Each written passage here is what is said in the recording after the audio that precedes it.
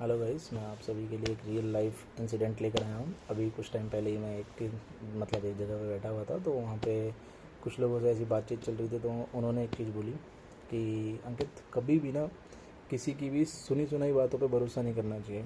मैंने कहा ऐसा क्यों? क्योंकि अगर अगला बंदा कोई हमें कोई बात बता रहा है तो वो हो सकता है हमारा अपना हो। तो कह रहा अपना हो चाहे कोई हो, लेकिन उसकी बातों पर भरोसा नहीं करना अनटिल और अनलेस आप डायरेक्टली वेरीफाई ना कर लो। क्योंकि क्या होता है कि जैसे कि आप सपोज़ करो, दो लोग बात कर रहे हैं। अब एक बंदा किसी के बारे में दो बात बताता है कि भाई इसने ये किया, इसने ऐसे किया, ठीक है।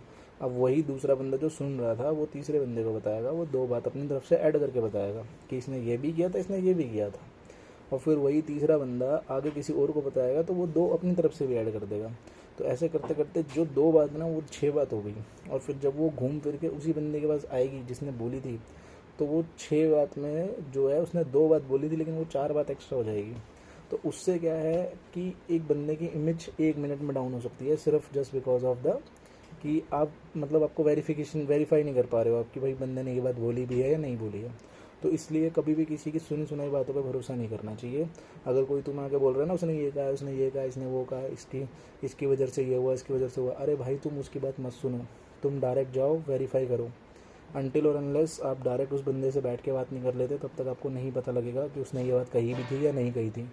क्योंकि लोग क्या है, अपनी तरफ से ऐड करके आपके बीच में फूट ज़रूर डालेंगे। तो ये आज का था। तो इस चीज़ के लिए थोड़ा सा ध्यान रखें गाइस। ये सबके साथ हो रहा है, तो इसलिए मैं नहीं चाहता आगे किसी के साथ हो, इसलिए मैंने शेयर करा।